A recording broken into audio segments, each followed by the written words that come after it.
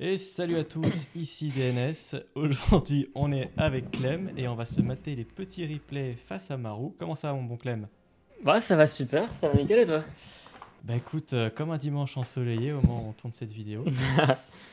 Alors, tu rentres fraîchement de Riyad où tu as fait un joli top 4 du coup, où tu as battu Marou 3-1. Tout le monde avait un peu vendu ta peau, à vrai dire. Et finalement, c'est pas passé comme prévu, tant mieux pour toi d'ailleurs. Est-ce que tu peux un petit peu nous dire comment tu te sentais avant de lancer ce match justement? Alors honnêtement, avant d'aller à Riyad, mon objectif c'était un peu top 8. Enfin dans ma tête, je me suis dit bon si je fais top 8, je suis content. Et du coup en ayant fait top 8, même contre Marou, j'étais assez relaxé au final parce que je me suis dit bon bah j'ai déjà fait un peu en quelque sorte ce qu'on attendait de moi. Et puis je me suis dit bon bah, dans tous les cas, même si je perds, bah c'est pas grave, j'ai déjà fait un résultat correct. Du coup j'étais assez détendu. Mais je savais que il était favori et ça allait pas être facile quoi. Hmm. Tu t'es dit, bon, j'ai fait mon top 8, après c'est tout bénef. Mais peut-être qu'une fois que tu l'as battu, tu t'es dit, bon, il y a peut-être moyen d'aller encore plus loin, quoi. Ouais, clairement, clairement. Une fois que je le bats, après je me dis, oh, ok, est-ce qu'il y a pas moyen de gratter encore un peu plus, d'éventuellement aller chercher la finale ou la win. Mais ouais, dans ma tête, c'était clairement fou après ce match. Alors le but de cette petite vidéo, c'est justement de regarder les replays contre Maro de ta perspective pour un petit peu ce qui te traverse l'esprit, pour essayer d'analyser un petit peu tout ce qui s'est passé. Donc là, game 1, qu'est-ce que tu nous fais? Comment tu abordes le match? Alors avant que le match commence, dans ma tête, je réfléchissais un peu à quoi faire. Euh, Faut savoir que la veille, j'ai joué contre Spirit pour me qualifier du coup en 8ème, j'ai joué contre Spirit. Et Spirit, je lui ai fait deux fois un build très agressif avec double Rax Reaper. Euh, du coup, je me suis dit qu'il allait sûrement s'y attendre. Et du coup, je me dis, bon, j'ai fait un build plutôt standard, macro, éventuellement une petite agression au Medivac comme je pars sur cette game-là. Ouais. Mais je me suis dit, il faut pas que je le cheese trop parce qu'il va forcément euh, l'avoir en tête ou au moins s'y attendre. Donc je me suis dit, bon, je vais prendre un peu le truc en mode chill en game normal. Si ça part en game normal, j'ai toutes mes chances. Du coup, j'essaie de pas trop partir défaitiste en me disant, bon, bah, c'est Marou, oulala, si ça part trop long, en game trop long, je vais perdre. Faut partir un peu du principe que de toute façon, même si c'est Marou, si je joue bien, bah, je fais pas trop d'erreurs, bah, je devrais gagner. Ok, donc tu es relativement confiant en approchant les premières minutes de ce match, quoi. Tu te dis, si on joue standard, il n'y a pas de souci, je peux me le faire. Ouais, clairement, clairement. Clairement. Après, jusqu'au dernier moment, je savais pas exactement quel build j'allais faire, mais voilà, je savais que j'allais faire quelque chose que je sais faire, que j'avais déjà fait pas mal de fois avant et Donc avec là, on a un lequel j'étais scénario plutôt assez confiant. intéressant. Là, il te fait un espèce de push. Là, dans la caméra, on voit que ça va très vite. Tu as des Reapers, des Lions, un tank de ton côté de la map. Et lui, il a un espèce de push un peu étrange. Euh, Comment ça interagit ces deux builds? Vous faites à peu près la même chose en ce moment. Là, on fait quasiment le même build à très peu de choses près. Et là, c'est celui qui gère le mieux en défense, mais aussi en offensif. Et là, ce qui est très compliqué, c'est d'à la fois de pas trop perdre en défense et de gérer un peu de la meilleure façon possible la défense, et en même temps de faire du dégât en offensive. Et quand tu joues en tournoi et qu'en plus t'es un peu nerveux, t'es éventuellement un peu stressé parce que c'est toujours un tournoi et que du coup t'as forcément un peu de stress, même si voilà. Et du coup c'est vraiment pas évident de gérer ces situations-là qui sont assez intenses niveau micro et niveau multitask parce qu'il faut regarder un peu partout au final. Euh, du coup c'est un peu celui qui gère le mieux les deux côtés on va dire, Ouais, qui bah sont, là, qui là on sont est sur dans l'eau. ta vue là, puis effectivement on voit que ça passe d'un coup chez toi, d'un coup chez lui et sans cesse. On voit que c'est très très intense. Il faut micro-gérer des deux côtés, être au taquet des deux côtés. Là dans cette position, bon, j'ai l'impression que c'est assez semblable. Bon, t'as ton CC qui est un peu en feu, mais bon, comment tu te sens là? Là, je me sens ok honnêtement, tant que j'arrive à sortir un peu les unités qu'il a devant chez moi sans trop perdre. Je sais que dans tous les cas, j'ai au moins géré un peu la crise de son attaque chez moi. Euh, mais là, honnêtement, c'est une situation hyper tendue où j'ai mon CC qui brûle, j'ai perdu ma baraque, faut que je refasse des bâtiments, faut que je fasse un peu tout, faut que je sauve mes unités qui sont en offensive. Du coup, il y a plein de trucs à faire et c'est un peu difficile parce que c'est pas une situation à laquelle je suis habitué. C'est-à-dire que c'est quelque chose qui arrive auquel je m'attendais pas. Et faut que je prenne des décisions sur le moment Hmm. qui sont pas des décisions que j'ai anticipées avant la game. Du coup, c'est assez tendu à jouer comme moment de la partie. Ouais.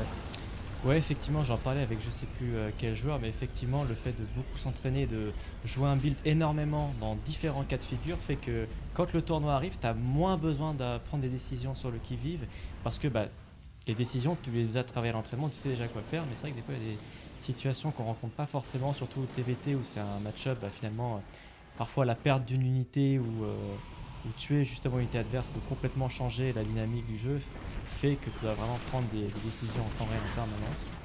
Et ça rend la chose un peu compliquée, surtout bah, dans un top 8 d'un tournoi comme celui-là. Ouais, c'est clair. TVT, t'as vraiment des situations qui sont pas forcément les situations auxquelles tu t'habituais ou auxquelles tu t'attends en général, vu que par exemple dans un match-up comme le TVZ, t'as pas mal de fois les mêmes openings. Tu sais que le Zerg il va jouer plutôt macro en général, toi tu vas faire ton truc. Euh, T'as pas forcément vraiment besoin de varier énormément l'early game. Tu sais que dans tous les cas ça va être plutôt normal. Euh, Alors que là vraiment ça part en sucette dès le début de la game. Du coup c'est une game un peu nouvelle pour les deux joueurs. Mais cela étant, là, à ce moment de la game, bon, ton adversaire, il a un troisième CC déjà fini, ce qui n'est pas le cas pour toi. Là, je mets dans ta vue, bon, tu vois pas grand-chose de ce qui se passe, mais c'est assez dur de prendre l'info aussi. Là, à ce moment précis, tu te dis j'en suis où là dans la game. T'arrives à te Ah, dire que t'es bien là. là c'est assez compliqué de savoir, je pense en tant que joueur c'est assez compliqué de savoir qui est devant, qui est derrière. Euh, dans ma tête, les dégâts infligés par l'agression en début de partie avec les Medivac étaient assez semblables. Donc on va dire que dans ma tête, personne n'était vraiment sorti devant ou derrière.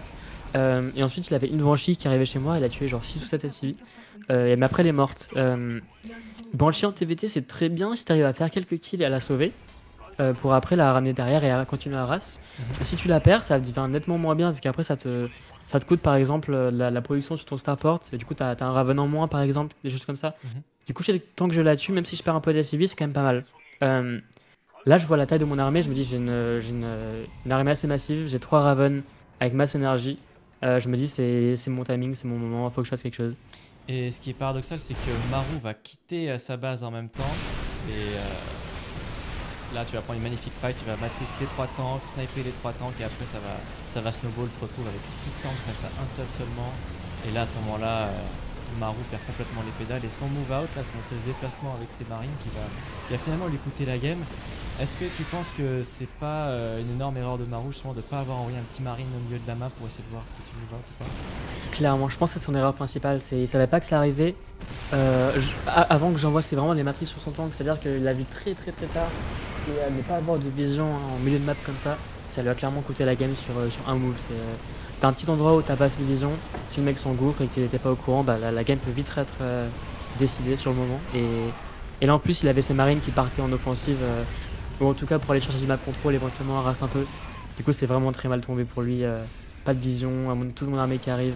Là derrière, je me doute un peu qu'il y a une armée en offensive, même si j'aurais pu rapatrier ma B3 un peu plus rapidement, mais j'arrive quand même à limiter plus ou moins la casse. Je perds des CI, mais tant que je perds pas mon CC, je sais que je suis bien quoi. Là, tu te dis de toute façon, bon, t'as un contain qui va être dur à déménager. Il va essayer d'envoyer tous les civils, il va envoyer ses marines.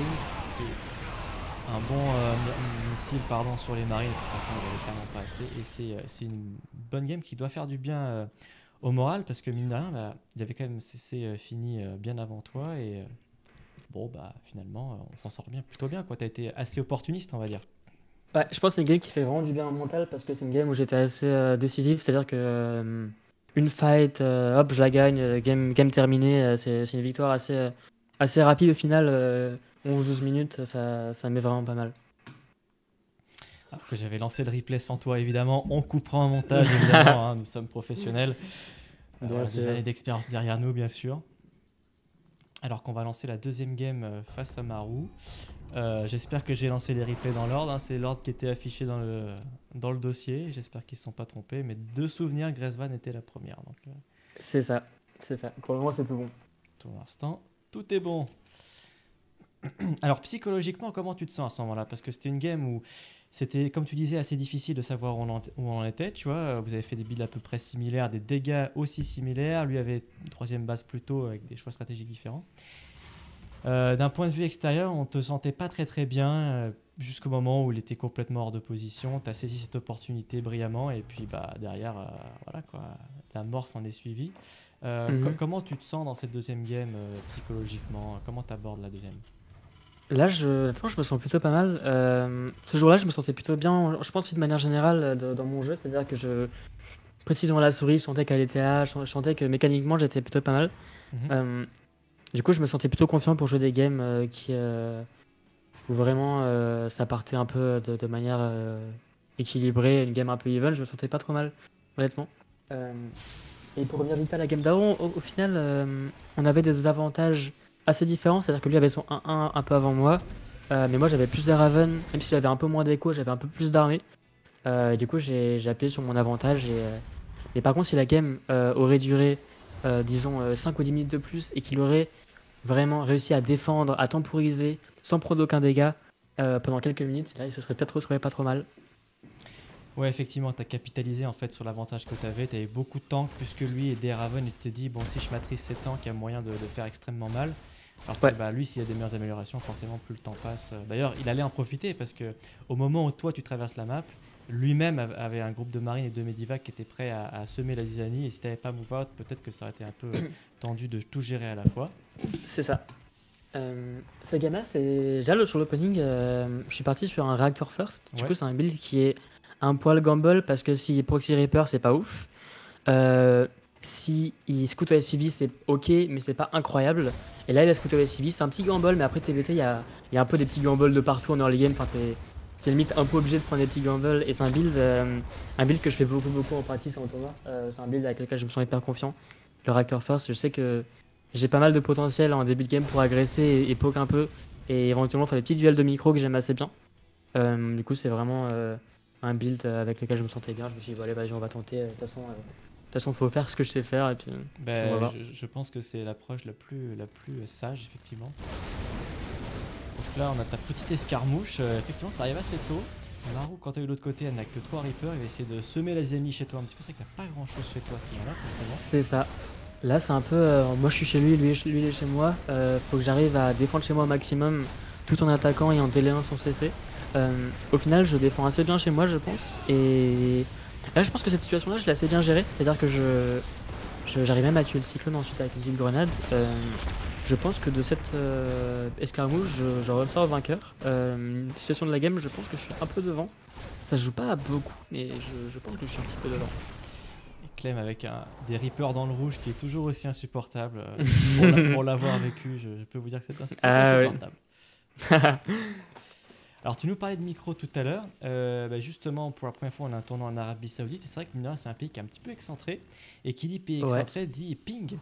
Donc, est-ce que tu peux me dire combien de ping tu avais à peu près durant ce tournoi? Alors niveau ping, on était à peu près à 80.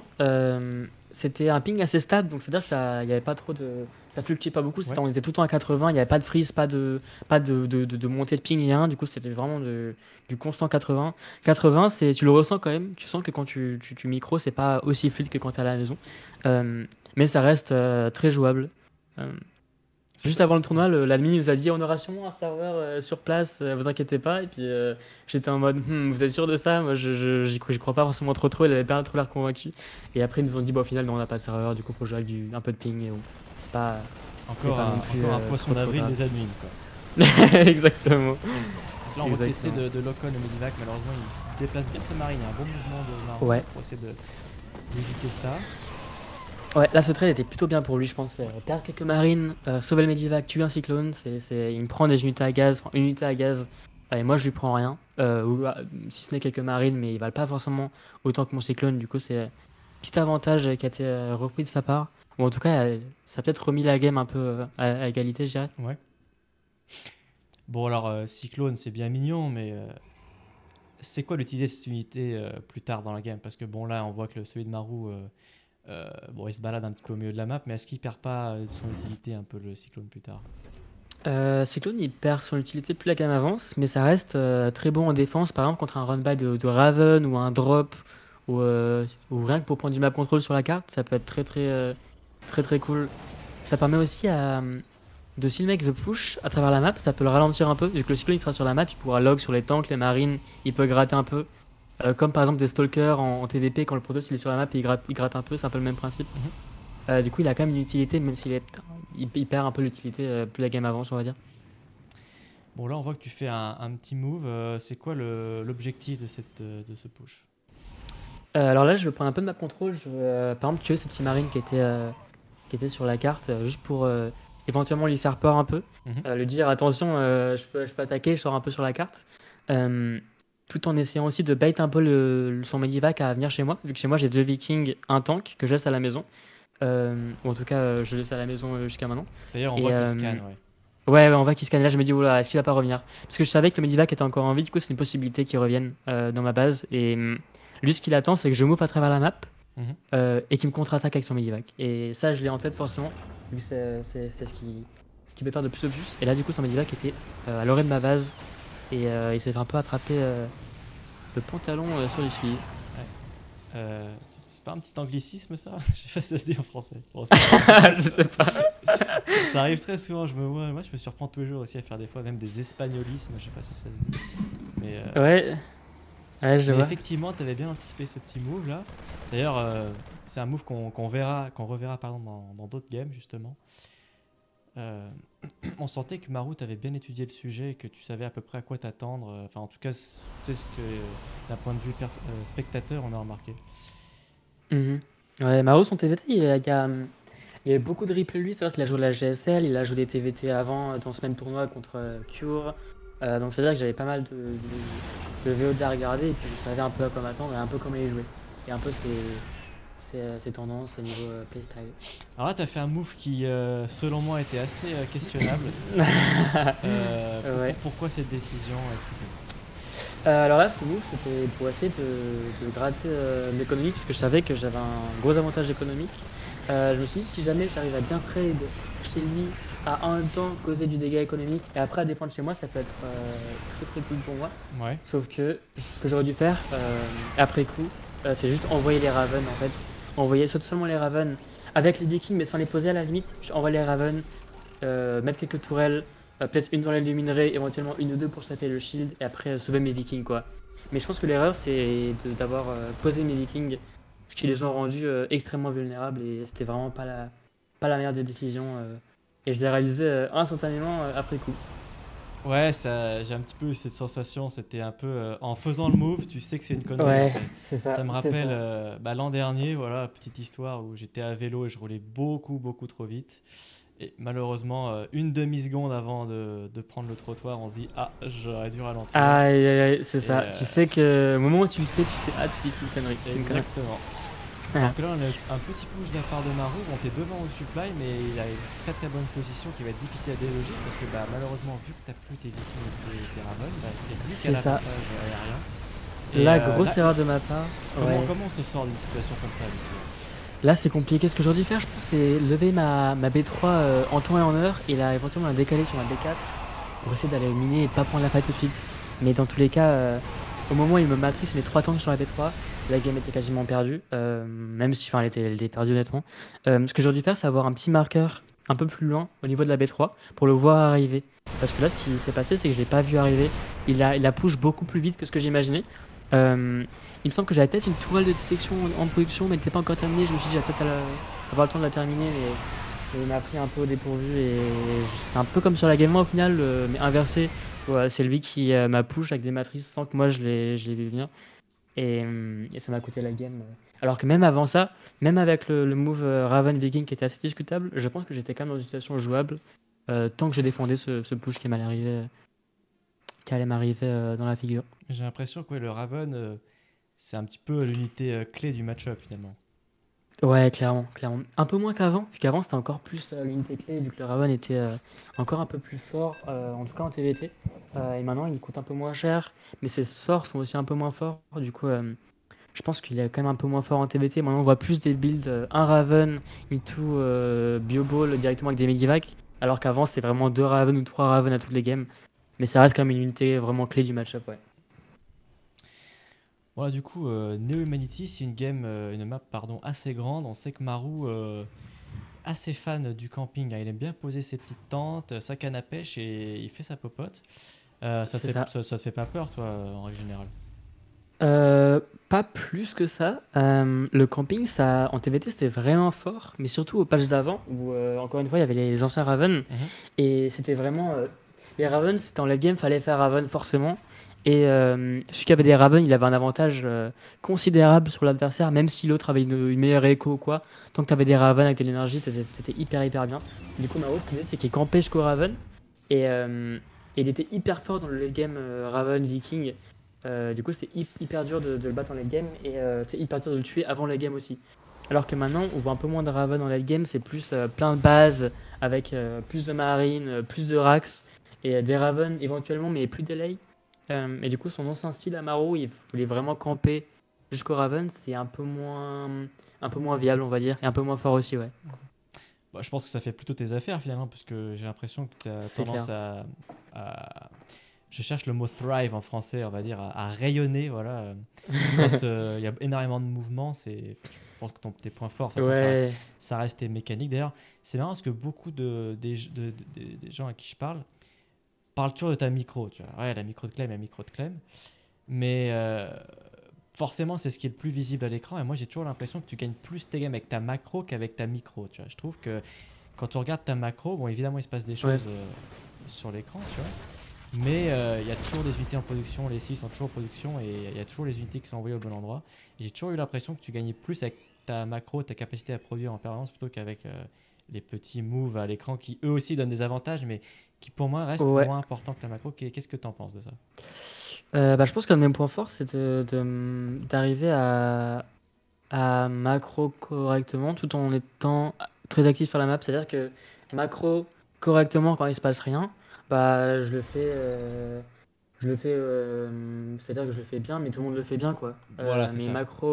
macro très bien quand il se passe plein de trucs sur la map et que il y a de l'action partout. Là c'est très compliqué et personne ne le fait parfaitement, selon très clair.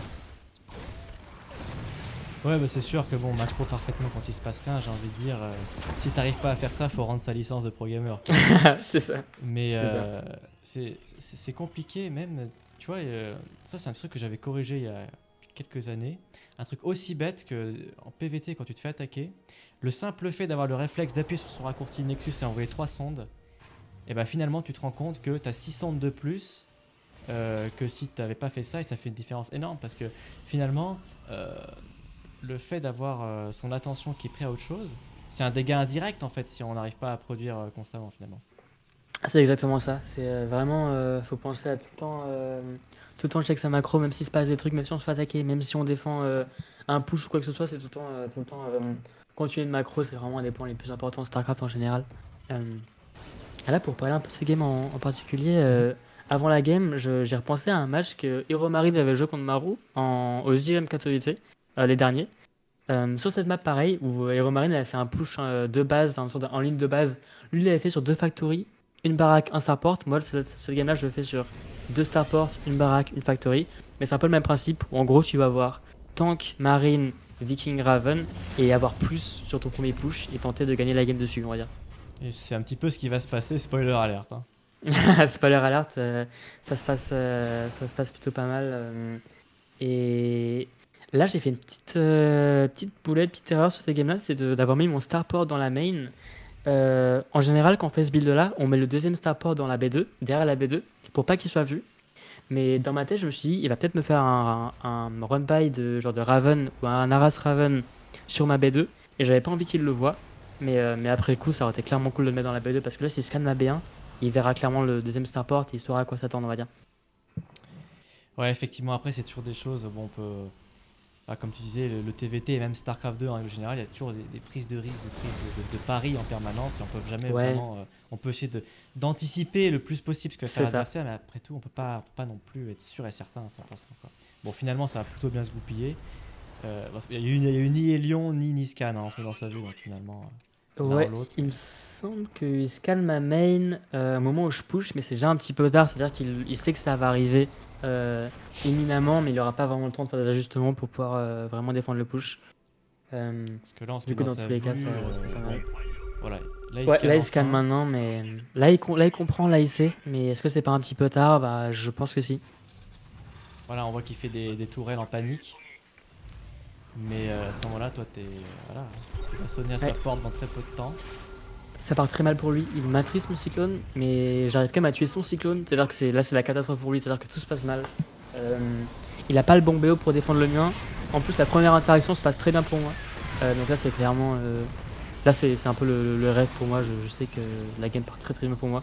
Je maîtrise son tank sans qu'il le désiège. Du coup, ça fait un tank gratuitement récupéré. Et puis là dans ma tête, je me dis, la seule solution qu'il a, c'est de contre-attaquer et de tenter un base trade en essayant de tuer ma base et en prenant le moins de dégâts chez lui. Du coup, je sais que ça va forcément arriver chez moi. Il y aura forcément un drop chez moi. Du coup, je siège mon tank, j'ai mes vikings qui sortent. Je pull les filles. Et dans ma tête, c'est son seul moyen à lui de gagner, ou en tout cas de rendre la game compétitive. Du coup, c'était assez attendu au final. Bah, c'était géré comme une main de maître. Alors, quand t'as dit que t'as pull les CV, t'as pull littéralement tous les CV. Alors là, tout le monde est arrivé à Ouais, la rescousse. ouais, ouais. Et puis là, Bah finalement, là, tu te retrouves à 2-1, quoi. c'est ça, c'est ça. Là, j'essaie de garder un bon mental. Je me dis, bon, c'est dans ma tête, je suis content. Je me dis, ok, dedans, c'est cool. Mais une erreur à surtout pas faire, c'est de commencer à, de commencer à se dire, bon, ok, 2-1, c'est quasiment terminé. Bon, bah, ok, enfin, le BO est quasiment terminé. Alors qu'en fait, bah, 2-1, c'est le match qui est loin d'être fini. J'ai gagné 2 games et j'ai pas encore gagné le match. Il faut vraiment réussir à garder son calme et à jouer comme si c'était la game 1, comme si c'était la game 2, à être aussi focus que dans les autres games. Ouais, bah clairement, alors que tu vas pouvoir rejoindre la game, s'il te plaît. Ça va. C'est une anecdote, je crois que j'en avais parlé avec Elaser, mais il y a longtemps, c'est il y a peut-être 4-5 ans, tu vois. Et on Ouais. discutait des anecdotes comme ça, chacun d'entre nous, on avait tous les deux été. On menait 2-0 dans un BO5, en fait, tu vois. Mhm. Et, et à ce moment-là, tu commences à avoir des pensées parasites qui ont ni queue ni tête. Tu commences à te demander, bon, bah en fait, je suis en train de le détruire, il n'y a pas match. Ce soir, je mange quoi? Lasagne. Enfin, même lui avait des pensées Ouais. comme ça. Et, Ouais. et finalement, tu te fais remonter, tu te dis, attends, il faut que je me reconnecte, là, il faut redescendre sur Terre. C'est ça. T'as déjà eu des pensées vraiment loufoques comme ça en plein milieu d'un Ah match? oui, clairement, clairement, je pense que c'est un problème que tout le monde a ou a déjà eu, de perdre un peu sa concentration en plein match, c'est de commencer à penser à n'importe quoi, repenser à des trucs de ta journée ou n'importe quoi, mais qui n'ont pas forcément à voir avec le match, ou à dire, ou justement à te dire, bon, je suis en train d'éclater, c'est bon, ça se passe trop bien pour moi, et à commencer à être un peu trop content avant que le match soit fini, on va dire. Donc c'est Ouais. clairement un truc qui arrive je pense, à beaucoup de joueurs, honnêtement. Ça arrive des fois, tu mènes, tu te mets bien, tu te dis, ah, faut pas que j'oublie, faut que je check-in pour mon vol dans 2 jours. Et C'est ça, c'est ça. t'oublies que t'es en train de jouer un match en fait. Des fois, c'est dur. Surtout que StarCraft, c'est un jeu qui demande beaucoup de concentration. Et des fois, rester concentré pour longtemps, ça demande. Ouais, c'est assez compliqué. Du coup, c'est assez facile de perdre un peu la concentration et à commencer à penser à n'importe quoi. Même des fois, en pleine game, ça m'arrive, pas forcément qu'entre les games, mais quand je suis en train de jouer à la game, je commence à penser à des trucs. Je me dis, voilà, faut que je me reconcentre sur la game parce que ça va pas du tout. Je suis dans mes pensées. C'est- J'ai vu une discussion aussi avec Stéphano sur ça et j'ai beaucoup d'anecdotes à raconter, beaucoup de témoignages captivants. D'ailleurs, si ça intéresse les gens, je peux faire d'autres vidéos sur ces sujets-là, des petites anecdotes, des conseils de joueurs pro, Utermal, Stéphano et d'autres qui sont des mines Ouais. d'or finalement de conseils et de conseils pratiques à appliquer pour être le plus performant possible. N'hésitez pas à me le signaler, bien sûr. Abonnez-vous s'il reste encore des gens. Non, mais effectivement, c'est très facile d'avoir l'esprit qui divague en pleine game et des fois, ça arrive que tu oublies de poser un dépôt, tu oublies de poser un pion. Et là, c'est la Bérésina, quoi. Ouais, c'est la bérésie lol, comme dirait Adèle. Exactement. J'ai pas osé le dire. Est-ce que toi, t'as une petite routine avant tes matchs? Genre, est-ce que si par exemple tu joues un match de DreamHack, t'as quelque chose que t'aimes bien faire avant? Genre, je sais pas, aller faire un footing. Je sais que Max Pax m'avait dit que lui, il allait faire un petit footing pour se décontracter un peu avant la game. Est-ce que t'as quelque chose comme ça, toi, ou pas trop, t'as rien de spécial? Bah, les exercices de respiration, c'est pas mal, tu vois, ça permet de détendre ou des fois écouter une petite Ouais, musique, tu vois, ça permet de penser un peu à autre chose. ouais, c'est vrai. Moi, j'aime bien avoir un bloc-notes ou quoi, par exemple, si c'est un match de DreamHack, donc typiquement, on prépare ces matchs-là. Bah, en Mhm. général, je note un petit peu ses points forts, ses points faibles, ce qu'il peut faire, ce que moi j'ai envie de faire, ce que j'ai prévu. Et j'essaie un petit peu de réorganiser, on va dire, les pensées pour ma première map en tout cas. Ok, C'est donc t'es beaucoup sorti team dessus. bloc-notes, petit papier où t'as des Team, trucs marqués dessus. team Je vois, je Blocknote. vois. Et il y Ça avait un marche. meme sur moi, c'était en 2019, au WSG en Chine, là où je fais top 8 du coup. Euh, J'avais un petit calepin et je prenais des notes dessus avec les build orders, tout ce que j'avais prévu de faire. Et puis on me Ah voyait oui. entre les games consulter le petit Ouais, c'est papier, tu marrant. vois. Bah oui, parce que Ouais, pour, et tu penses que ça aide pas mal d'avoir un petit repère comme ça? bah, je trouve que ça libère un peu le cerveau en fait. Tu sais que t'as pas besoin de penser, tu sais que tu vas rien oublier parce que ce qui est important est écrit dessus, tu vois. Ouais, je pense que rien que mentalement, ça peut aider, ouais, éventuellement. Et alors le petit bout de papier pour la petite anecdote pour les gens qui savent pas, c'est que beaucoup de tournois, on prend notre téléphone portable. En fait, quand on joue sur scène, on n'a pas le droit d'avoir les téléphones sur nous, donc on peut Ouais, prendre des notes dessus. Mais si on vous le prend, bah forcément, c'est bon pratique. Du coup, un ouais. petit crayon de papier. Voilà, tu vas à l'hôtel, il y a toujours un petit stylo et un bout de papier. Bah voilà, comme quoi ça sert. Exactement. Putain, Hein, c'est malin, on parle c'est pas du tout malin. des games, mais c'est pas grave, c'est toujours intéressant. Ouais, c'est intéressant quand même. Euh, Bon, hum. on a strictement un suivi, mais c'est pas grave. Là, ce game, le départ était plutôt bien pour moi. Honnêtement. J'ai tué un peu plus que ce que lui a tué. Euh, et je sais scouter son Medivac. Du coup, je sais qu'il y a un Medivac sur la map.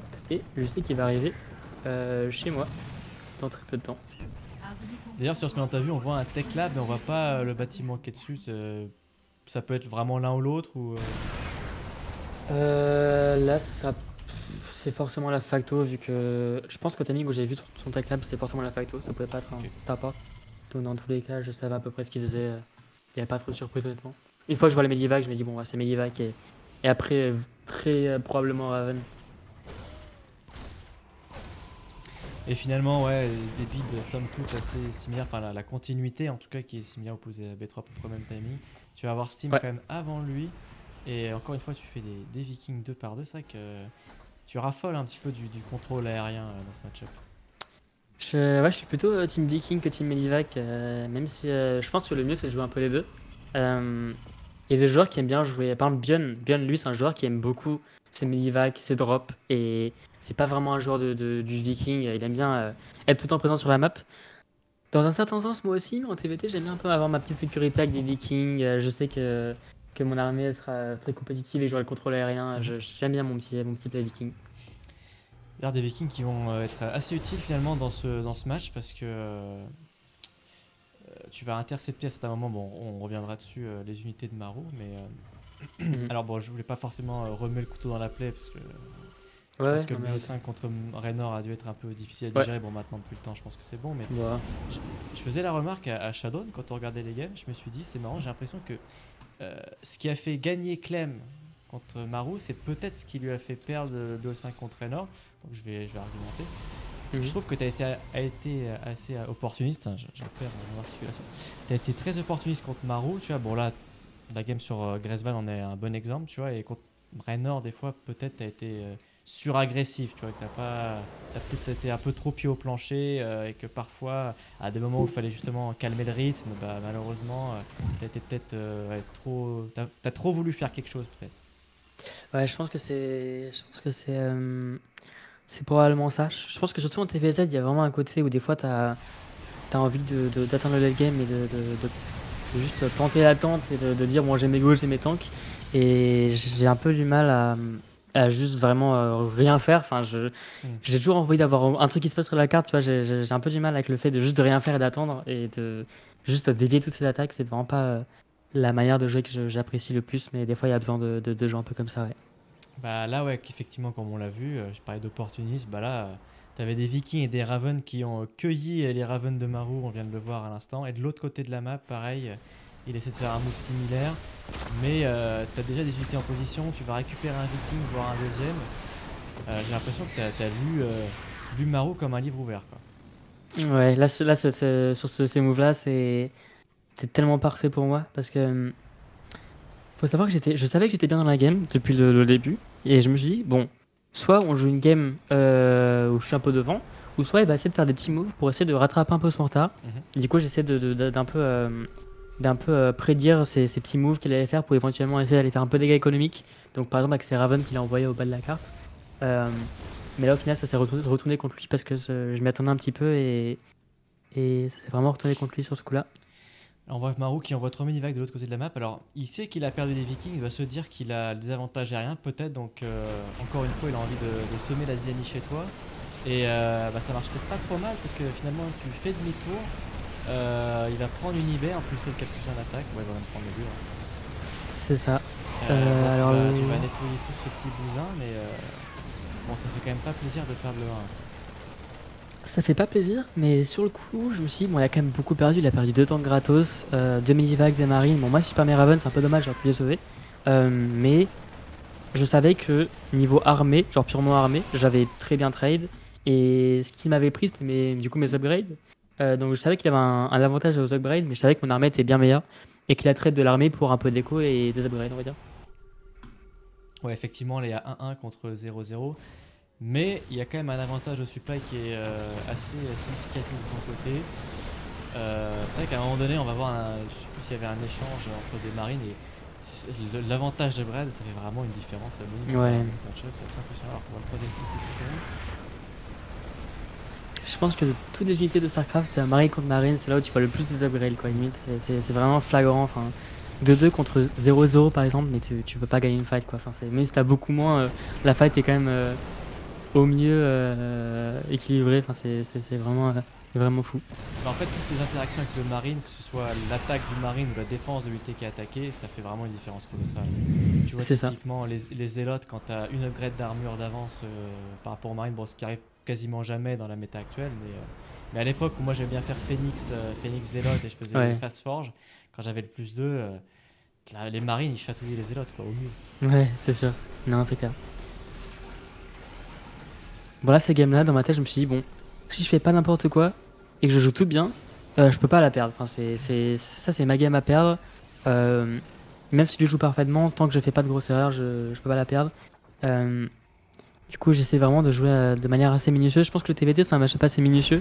Faut vraiment faire gaffe, tu peux vite te faire prendre sur un hors d'opposition ou alors des tanks que t'avais pas vu ou quoi. Du coup, ça se joue vraiment au mouvement d'armée et puis à essayer de pas... un peu un piège du TVT, ça peut être de vouloir attaquer, que le mec est juste assez pour défendre et qu'après il y ait une contre-attaque que toi t'as pas anticipé. Enfin, en gros, TVT c'est vraiment un match-up où pour comeback, faut défendre et contre-attaquer en même temps. C'est généralement ça la mécanique de comeback en TVT. Du coup, je savais que c'était une grosse possibilité et qu'il allait probablement faire ça. C'est ce qu'il a fait ici. J'ai un tank, un élite pour défendre, c'est un peu léger, mais mon armée était pas trop loin. Oui, du coup, il y a juste trop, ouais, 200 contre 108. Il y a juste trop de trucs. Ouais, c'est ça, si j'ai trop, enfin, au bout d'un moment, les nombres ne mentent pas. La game est trop dure à jouer pour lui. Même s'il est à 2-2 contre 1-1, ou là 1-1 contre 0-0, quasiment 2-2 contre 0-0, au bout d'un moment, 175 contre 75, t'as beau avoir 3-3 contre 0-0, au bout d'un moment, ça fait pas la diff, quoi. C'est là qu'on voit la différence. Ouais. Regardez ce que font la différence. Genre, on a des marines 2-2 contre des marines 1-1. Il y en a 2 fois plus, ils perdent quand même. Tellement les améliorations font une différence. Ouais, c'est clair. Et on voit le G de Marou. Alors, je vais juste revenir un petit peu avant dans la game. Tu disais que. Ouais. Bon, là, j'ai pas voulu couper le replay sans là, mais tu disais que pour toi, c'était sûr que tu avais gagné. C'était ta game à perdre. Qu'est-ce qui t'a laissé penser ça? C'est au vu de tout ce qui s'est passé avant, je savais que j'avais un lead de supply monumental parce que les trades étaient bien pour moi avant, j'avais ma B3 qui minait pendant un bon moment et tu peux arriver à te situer un peu si la game est assez... Là c'était assez clair ce qui se passe dans la game, c'est-à-dire que j'ai intercepté des Raven, après j'ai intercepté des Vikings, après j'ai pris des bons trades, après j'ai tué une base, j'ai tué des civils, donc là forcément j'avais forcément un gros avantage dans la game et surtout en termes de supply et supply d'armée.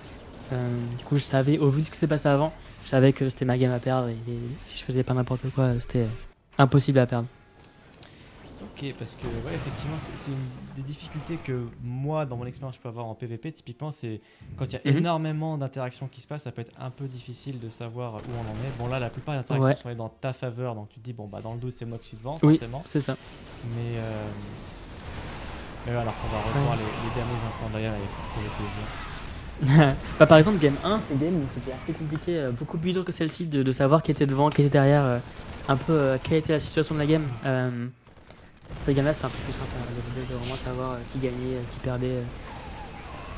Bah ouais, quand vous vous rendez coup sur coup, il y en a un qui a une lèvre arrachée, l'autre le nez cassé, on sait pas trop où on en est, mais là, c'est vrai qu'effectivement, mais c'est plein de petits moves divers et variés, comme je disais, vraiment l'opportuniste, pour moi c'est vraiment le mot-clé. Voilà, t'as vraiment anticipé tout à l'heure les Vikings en bas à gauche de la carte, en haut à droite t'étais pareil en position pour choper son petit move, enfin, tout était anticipé, on a l'impression que tu savais exactement ce à quoi t'attendre. Et Hmm. lui, peut-être un peu moins. Tu dirais qu'il a joué de façon trop prévisible, peut-être? Je pense qu'il y a un petit peu de réussite sur les mots de mon côté, par exemple, qu'il envoie ses Raven en bas, que je les intercepte, même si c'était. Forcément, je savais que c'était une possibilité, mais forcément, c'était très bien pour moi. Qu'après, ensuite, je vois ces Vikings sortir en haut avec mes Reaper et Lion, et qu'après, j'ai moi-même des Vikings présents et que lui, il baisse les siens. Enfin, en gros, toutes les interactions étaient en ma faveur, enfin, c'était vraiment parfait. Enfin, tout s'est bien passé pour moi, on va dire.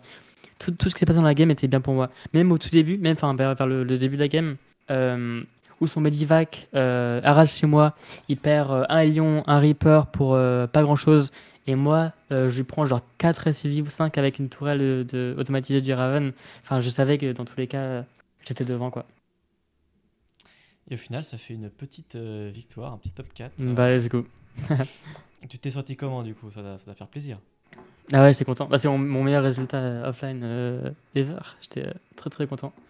Et, euh, et Batmaro, en plus, c'est un joueur contre qui, historiquement, j'ai beaucoup de mal. Du coup, là, le battre sur un match aussi important et sur scène en plus, c'était vraiment trop cool. Alors corrige-moi si je me trompe, j'ai l'impression que le TVT, c'est peut-être ton point faible, si tant est qu'on puisse dire que c'en est un, mais on va dire que c'est le moins bon des trois match-up peut-être pour toi. Qu'est-ce que tu en penses? Ouais, je pense clairement, c'était un peu tout le temps le cas où mon PVT, ouais, mon TVP et TVT était quand même un peu au-dessus de mon TVT. Je pense aussi que tes points forts, typiquement les mécaniques, euh, il y a plus d'interactions contre, surtout Zerg, je dirais, et aussi contre Protoss, Hmm. qu'il peut y en avoir en TVT. Peut-être en TVT, il y a aussi positionnement, il y a prise de décision, etc. Mais c'est vrai que par exemple, le TVZ, c'est vraiment match-up purement mécanique, quoi, où, si tu es vraiment au-dessus du type, même un Chouïa, il y a une différence monumentale derrière. Et derrière, le mec, ça devient ton tapis, quoi. Ouais, c'est exactement ça. TVT, c'est un peu moins mécanique, c'est un peu plus positionnement, euh, prise de décision aussi assez rapide où faut que tu prennes des décisions et les bonnes en très peu de temps. Enfin, c'est vraiment pas un match-up évident à jouer et, et je pense que TVZ, c'est vraiment plus. Comment je pourrais dire ça? TVZ, c'est Dynamique, non, je sais pas. le plan de jeu est beaucoup plus simple dans un sens où tu sais un peu en gros avant la game ce que tu vas faire et Hmm. ce qui est ton moyen de gagner. Alors que TVT, c'est un peu plus compliqué. T'as des petits, en fonction de ce qui se passe dans la game, tu peux un peu changer ton plan de jeu et faire des petits moves que tu n'avais pas forcément prévu. Donc c'est un peu moins, un peu un match-up moins prévisible dans un sens, j'ai envie de dire. Finalement, c'est vrai que tu as un style de jeu qui fait que, comme tu es tout le temps dans la gueule de ton adversaire, bah, tu vois un peu ce qui se passe en attaquant finalement. TVT, Mm. c'est un peu moins le cas. Le mec a les mêmes unités que toi, donc il peut faire la même chose. Donc, il y a pas, on va dire, il y a peut-être moins de prise d'initiative par rapport à un PVT où tu peux simplement dérouler un petit peu ce que tu as prévu de faire. Ouais, c'est vrai, c'est vrai. Bon, bah C'est écoute, exactement ça. je vais pas rallonger la vidéo plus que ça. Est-ce que tu as envie de, je sais pas, de faire des remerciements, ajouter quelque chose voilà, voilà. Bah, Exprime-toi. merci à toi, mon cher Adrien. Ah, c'est moi qui te Première vidéo de remercie. la chaîne, c'est un honneur, c'est un honneur. Ah, évidemment, Merci quand pour même. l'invitation. Bah écoutez, merci à tous d'avoir suivi. N'hésitez pas évidemment à vous abonner, bien sûr, hein, Bien sûr. évidemment, activer la cloche. Je pense qu'à l'avenir, je ferai probablement plus de vidéos peut-être en anglais, mais voilà, voilà, on verra, on va varier les plaisirs. En tout cas, merci du fond du cœur, Clem, d'avoir pris le temps d'avoir fait cette petite vidéo. Félicitations encore pour ce top 4. Et puis, on se revoit très certainement en stream bientôt. Ah, ça marche. À la prochaine. Vas-y, ciao!